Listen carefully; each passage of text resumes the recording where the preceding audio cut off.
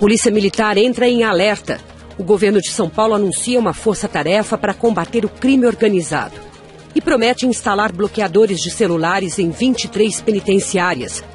Toda essa mobilização é resultado de uma mega investigação do Ministério Público que fez um raio-x da organização criminosa, que atua dentro e fora dos presídios paulistas.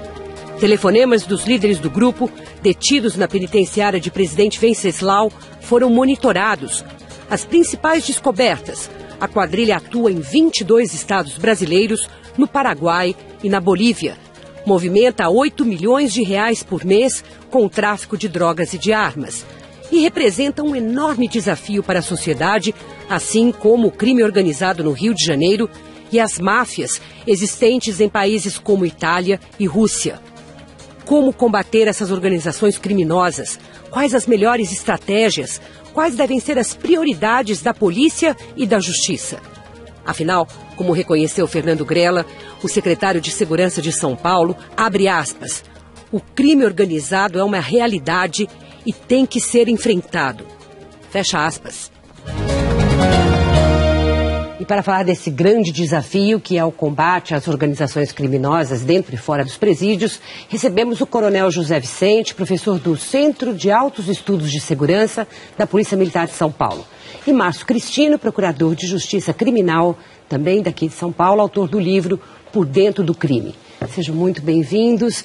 Esse relatório que o Ministério Público Estadual divulgou, bem como pedidos de prisão, pedidos de transferência para regime diferenciado para a cúpula da organização criminosa que atua nos presídios, provocou bastante impacto, mas eu pergunto, há novidade suficiente dentro desse relatório? E o que justifica que ele seja divulgado neste momento, na opinião de vocês? Bom, boa noite, Mônica, boa noite, Coronel. Eu agradeço a oportunidade. Na verdade, o que se demonstra hoje é uma evolução da organização criminosa. A organização criminosa, por si, é um ente que não é estático. Ele evolui, ele muda seu modo de atuação, ele muda suas táticas, ele muda suas estratégias. Essa organização criminosa, há 10 anos atrás, tinha um perfil completamente diferente do que tem hoje, e hoje ela se consolida de uma maneira muito mais, digamos assim, estruturada e com uma sofisticação tecnológica muito maior. Basta dizer que há 10 anos, 15 anos atrás, nós não tínhamos os celulares dessa maneira, com essas características que nós temos hoje. A comunicação não era tão perfeita como ela é hoje. Então, o que tem de novo? Essa estrutura que a organização tem hoje, demonstrou ter hoje, é uma estrutura bem mais avançada. Então, há algo de novo? Sim, essa organização criminosa, ela se aperfeiçoou, ela se adaptou, ela sofreu reveses, ela assimilou esses reveses e agora se transformou, como demonstra a denúncia, em uma organização bem mais sofisticada e ativa. Concorda, Coronel? Em termos, o que a gente observa, naturalmente, que essa é uma organização que não se pode subestimar. Qualquer grupo criminoso deve ser motivo de preocupação na polícia. Claro. Quando ele tem permanência, e você percebe que tem muitos tentáculos, se torna um desafio mais amplo ainda. E o que nós percebemos é que falta muito ainda aqui em termos de São Paulo, até em termos de Brasil, aquilo que é essencial para você controlar o crime organizado, que é uma cooperação das grandes agências que cuidam disso. No nosso caso, nós temos um monte de polícia aí, polícia civil, militar, a polícia federal, e mais a estrutura que cuida dos presos, que são dos agentes penitenciários, que nem formação policial tem. Então, nesse seria o momento de alguma maneira, controlar isso, nós tivermos uma polícia mais presente, mais eficiente. Houve um acordo com o governo federal no final do ano passado, não é? Então, a cooperação já é melhor? Muito precário, porque a estrutura que a Polícia Federal tem hoje aqui no estado de São Paulo, 80% dela é para trabalho burocrático. Aeroporto, estrangeiro, passaporte, coisas desse tipo. Para serviço de inteligência não é tão eficaz. Nossos serviços de inteligência são precários. Nós temos alguma expressão desse crime. Eu não vejo essa capacidade extraordinária de estruturar crime pelo país todo. Você vai falar, mas tem representante até no Rio Grande do Sul, mas tem 3. A estimativa que a gente faz em termos de crime no Brasil, crimes em geral, é 1,5% a 2% da população. Estou falando do Rio Grande do Sul, deve ter 200 mil criminosos à solta, praticando crimes normalmente, habitualmente. Você falar 3 representantes de uma facção, isso não quer dizer nada. Mesmo dentro da estrutura do presídio de São Paulo, é necessário fazer um pouco de contas. Nós temos 3% vinculados à facção dentro do sistema e 97% que se cuidam. Dependem deles. Não pode depender tanto assim. Tem um regime de submissão, digamos. Tem uma influência porque um presídio superlotado como nós temos hoje, no Brasil todo, São Paulo também, você negocia proteção. Então, o que eu vejo hoje é que essa facção, ela é muito mais uma cooperativa de criminosos que filiam ela com uma série de conveniências, inclusive para a prática de crimes, do que um comando centralizado que dê ordem, faça isso ou aquilo. Eu quero voltar já a esse assunto da situação dos presídios, mas o que chamou muita atenção foram justamente 2 escutas que vieram a público. Uma delas não é nova, já tem um ano ou 2, que é a da ameaça de morte ao governador Geraldo Alckmin de São Paulo, e a outra dessa ameaça de tocar o terror na Copa de 2014 e também no período eleitoral. Isso é para valer ou é basófia? Na medida em que os criminosos sabem que está havendo uma escuta nos seus celulares. Né? Exato. Eu tomo a liberdade, com todo o respeito, de discordar um pouco do coronel. Não sei a que tipo de acesso ele tem com pelo menos o acesso que eu tive na época que eu atuava, com as interceptações e com os processos que resultaram, inclusive, na condenação do comando da organização, a pena máxima por formação de banda e quadrilha. Eu tenho uma visão completamente diferente. Ele aparentemente diz que não vê uma estrutura. Eu não. Eu vi uma estrutura organizada, centralizada, subdividida. Você fala, olha, no Rio Grande do Sul tem 3, não, tem 3 que foram mapeados. Agora você precisa ver exatamente qual é a ascendência desses 3 e o que eles controlam. Né? E você vê essa organização fortemente instalada em outros estados, em outros países também, com o poder de executar ações. Então, quando você tem um indivíduo capaz de executar ações atendendo a um comando central, você tem sim uma organização espalhada e você tem sim um modo, um organismo atuante que cresce e se instala. Um movimento de aproximadamente 120 milhões por ano, nós não podemos dizer que é uma organização de pequeno porte. Eu acho que, em matéria de parâmetros, você vai comparar essa organização com a máfia americana, com a máfia chinesa, com a Yakuza japonesa. Talvez não, porque são outras tradições, são organizações muito mais antigas, com um capital muito maior e pertencentes a outras civilizações. Mas dentro dos parâmetros que nós temos, é o maior que nós já tivemos. Uhum. E tem sim essa estrutura. Quanto ao fato de ameaçar ou não ameaçar, toda vez que o crime organizado sente que ele é pressionado, né, ele tende a reagir. Eu já ouvi essa frase de ameaças, ou em outras oportunidades, não estou tirando a seriedade das ameaças, mas diz que isso não é novo. Né? Na época, mas eles, será que eles falam para ser escutado, na medida que eles sabem que estão sendo monitorados nesses celulares? Eles não sabem exatamente como estão sendo monitorados. Eles mesmos mencionam o monitoramento. Tem um problema aí. Uma parte deles está presa. O único meio de comunicação que eles têm, e essa o gap, a grande falha deles, o grande ponto fraco deles é a comunicação. O único meio de comunicação que eles têm é o celular. Então ele não tem muita opção. Uhum. Ele só tem essa opção. Eventualmente, ele pode ter uma visita. Mas visita é uma coisa muito relativa, porque ela acontece uma vez por semana, então até ele emitir uma ordem e receber o retorno dessa ordem é uma semana. Em uma semana o mundo vira 3 vezes. Te pergunto. Com relação a essas ameaças aí, Mônica, essa ameaça ao governador, isso é pura basófia. Tanto que ela não consta no processo das denúncias que o Ministério Público fez, então seria o fator central para convencimento, inclusive, dos juízes, para levar esses presos ao presídio de segurança máxima e também levar outros presos também a essa condição, os denunciados.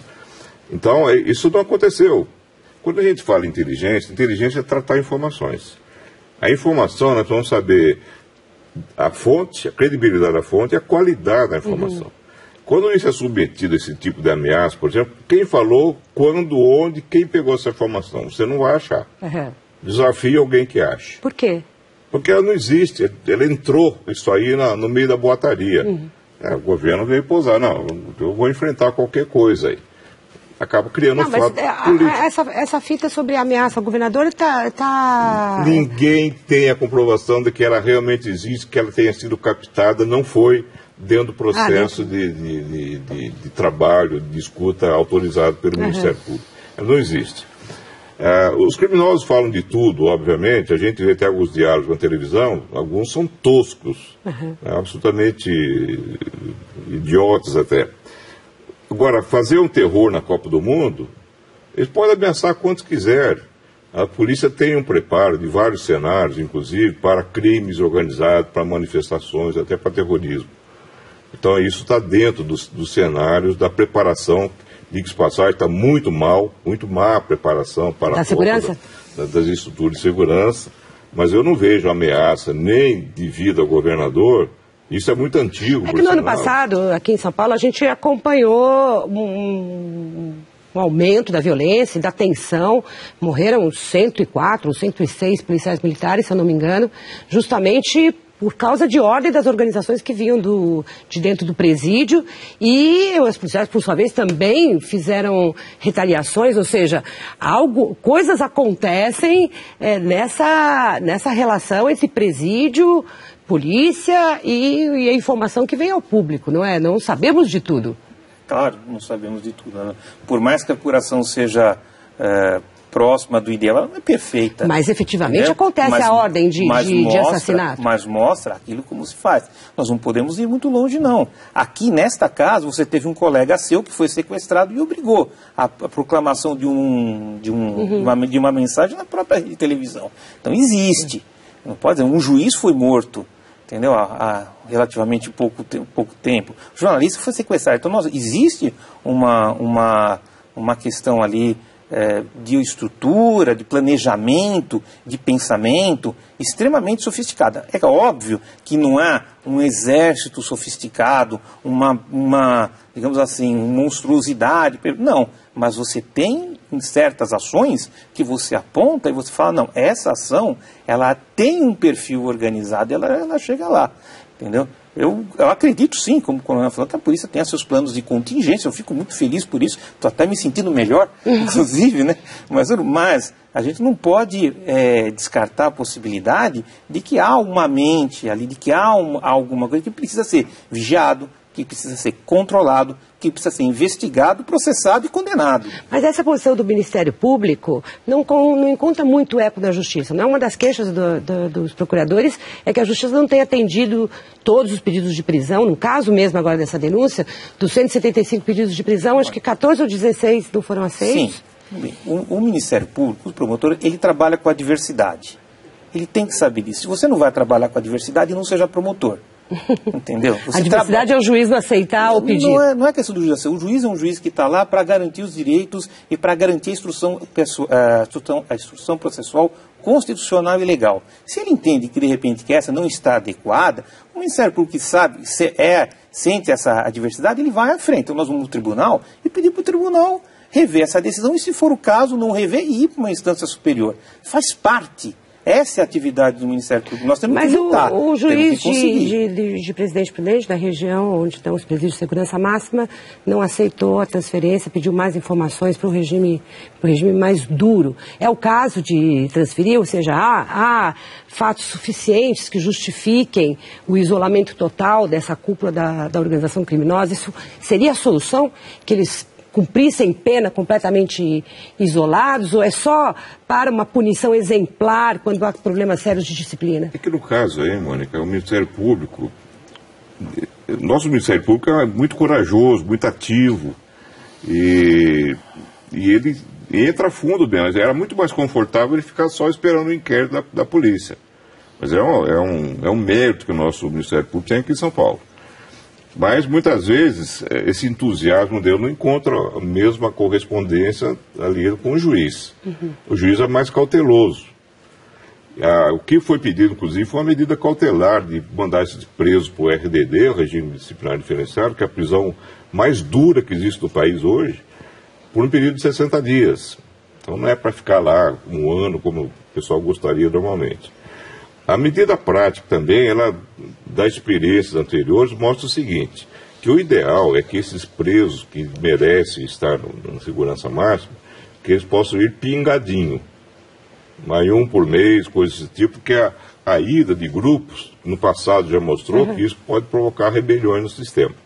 Então, discretamente, isso tem muito impacto, que os bandidos, os criminosos, condenados de maneira geral, eles têm verdadeiro pavor do RDD. Por causa do isolamento total. Por causa do isolamento. Já houve caso de algum desses líderes aí comentar, fala pro fulano, não ficar fazendo besteira aí, senão vão me mandar para o RDD de novo, eu não quero falar. Então, isso é uma pressão muito grande no meio. Para ser usado excepcionalmente. Para ser usado como todo o veneno, né, com a dosagem certa.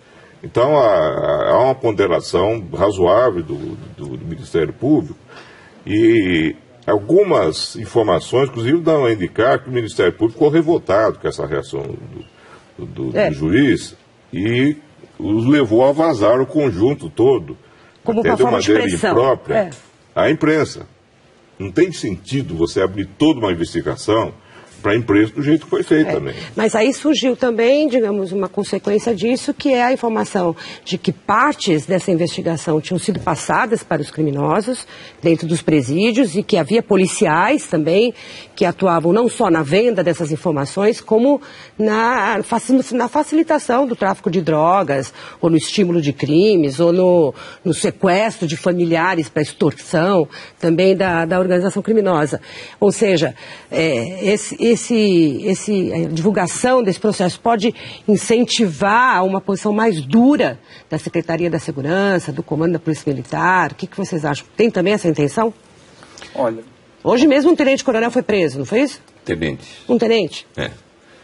Então, um jovem... Ainda mais novinho, ele tem 30 e poucos anos, é verdade. Não, o problema da corrupção é que até da entrada do celular, dos presídios, muita gente reclama, mas como pode? Bom, se um senador, né, um monte de gente está envolvido no mensalão, imagina uma pessoa ganha um salário miserável aí.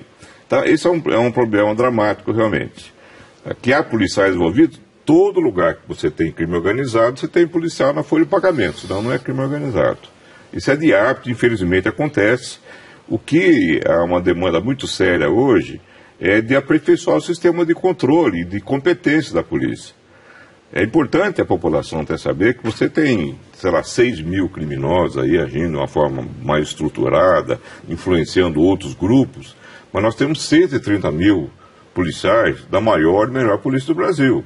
Eles não estão dormindo, não são palermas. E já tomaram uma bola nas costas, como diz a turma do esporte, em 2006, com o ataque dos policiais, dos criminosos. Porque eles não estavam fazendo um devido monitoramento. Eles melhoraram bastante, justamente para que isso não volte a ocorrer. Agora, há, digamos, estudiosos que estão debruçados sobre a questão da organização criminosa no Brasil, particularmente aqui em São Paulo, diz que isso é fruto das condições dos presídios brasileiros e muito daqui de São Paulo. A gente viu o esforço aqui depois da destruição do Carandiru, de criar várias pequenas, menores instituições espalhadas pelo estado inteiro, mas ainda assim as condições são desumanas dentro dos presídios e que, digamos, para o governo do estado, ter uma organização lá dentro que pacifique, organize, também é bastante conveniente. O senhor concorda com essa tese? Ela faça algum sentido? Olha, eu vou fazer 2 colocações rapidamente. O coronel, que eu muito respeito, diz que os promotores ficaram revoltados, vazaram, eu vou repudiar a afirmação do senhor, até porque, se o senhor tem informação de que alguém fez isso, acho que o senhor devia levar conhecimento do procurador-geral para que ele tome as providências necessárias. O Ministério Público é uma instituição, ele não se revolta. O Ministério Público ele atua em defesa da ordem democrática e da sociedade. Então, talvez o estrépito da notícia ter sido divulgada, e ninguém sabe se ela foi dada por um promotor ou não, essa é uma afirmação que está sendo feita, mas não há nenhuma informação nesse sentido, merece uma certa atenção. Por outro lado, eu acho também que a sociedade tem todo o direito de saber aquilo que está acontecendo. Até porque os termos em que foram colocados têm que chegar ao conhecimento da sociedade, para que a sociedade tenha essa consciência e possa até fazer aquilo que se está fazendo aqui hoje, que é discutir o assunto. Os dados não combinam com o discurso oficial do governo do Estado. Coisa. Então, assim, o Ministério Público não é o governo do Estado. O governo do Estado é uma coisa, o Ministério Público é outra. Entendeu? Agora, se quem vazou ou não vazou, não há uma presunção de que tenha sido um promotor de justiça. Eu vou repudiar essa informação e eu reitero que o Ministério Público é uma instituição, a instituição não fica revoltada. E a minha pergunta em relação aos presídios? Olha, a questão de a permanência, vamos dizer assim, instabilidade no presídio, muitas vezes reflete realmente a ascendência da organização criminosa. Isso é verdade. Mas eu não sei se isso é, digamos assim, interesse ou negócio do Estado. Por quê? Na medida que o Estado assume essa situação, ele se torna refém. Refém de quem? Desse tipo de organização. Mas o governo do Estado não é refém? Entendeu? Não vejo dessa forma. Não, num sentido. Até que você tenha uma atividade como essa atividade que foi feita, que demora 2 ou 3 anos, porque ela é muito, muito complexa, ela vai lá e invade essa zona de conforto. Ela invade essa zona de conforto e causa esse estrépito, digamos assim, essa reação. Dizendo assim, não, nós chegamos até esse mapeamento, mostra desde a cúpula até a ação da rua, e traz o retrato completo da organização. Entre o que vazou, entre não os dados que vazaram, há uma declaração atribuída ao chefe da organização de que também ele seria muito mais responsável pela redução dos homicídios aqui no estado de São Paulo, cujos números são muito melhores do que o resto do Brasil em termos de combate ao crime, porque a organização transformou o assassinato em algo mais burocrático, ou seja, há que passar por várias instâncias da organização para que um assassinato, uma sentença de morte, seja confirmada. É outra basófia, é outra vantagem, ou de fato eles organizaram o crime a esse ponto? Daqui a pouquinho, depois do intervalo. O chefe da máfia dos presídios, se é que a gente pode chamar assim, aqui de São Paulo, disse, contando grande vantagem, de que é a forma como a organização criminosa monitora e aprova ou não os homicídios no Brasil, em São Paulo, o principal responsável pela redução dos números. Isso daí é mais uma das vantagens que a organização conta sobre si própria, é um mito que eles estão criando, ou de fato há uma participação efetiva no controle do crime aqui? Eles sempre aumentam muito o poderio deles, que eles podem tanto, e que teria feito a maior redução que se conhece de homicídio no mundo inteiro, que aconteceu aqui em São Paulo, inclusive na capital. 80% aqui na capital. Pois é. É uma bobagem. Coincidentemente, é no período em que essa organização ficou mais mas é uma bobagem ramificada. Imensa, até porque a gente sabe que a maioria dos homicídios acontece em pequenos conflitos, não é nem coisa arranjada entre traficantes e bandidos, que também acontece. Mas a gente tem feito, alguns pesquisadores dentro da Secretaria, fizeram levantamentos, por exemplo, em locais de alta incidência de homicídios, que não tem presença nenhuma, praticamente, do pessoal das facções criminosas. Então, os exames que mostram, quando se vai analisar os dados de maneira concreta, correta, cientificamente, mostram que são uma dessas grandes basófias. O bandido fala sem compromisso com a verdade.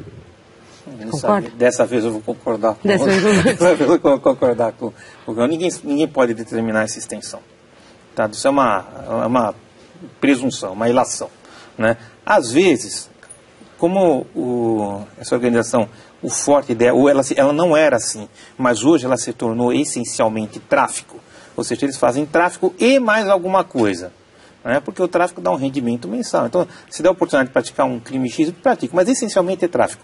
Talvez nas disputas, onde tem disputa de tráfico, onde o tráfico era o motivo da morte, talvez aí você possa encontrar um controle, digamos assim. Que ele não vai querer prejudicar aquele, mas isso não creio que isso se reflita nessa queda de estatísticas, necessariamente não. Talvez alguma coisa, mas não com essa magnitude que estão querendo reconhecer. Um sim ou não, nós estamos perdendo ou ganhando essa guerra, ou estamos empatados como sempre estivemos. Os bandidos estão espertos, mano, porque sabem que se atacar por isso novamente vai prejudicar os negócios. E isso não interessa a eles, que o grande negócio está no tráfico. Concordo. Dessa vez eu estou concordando com o coronel também, né?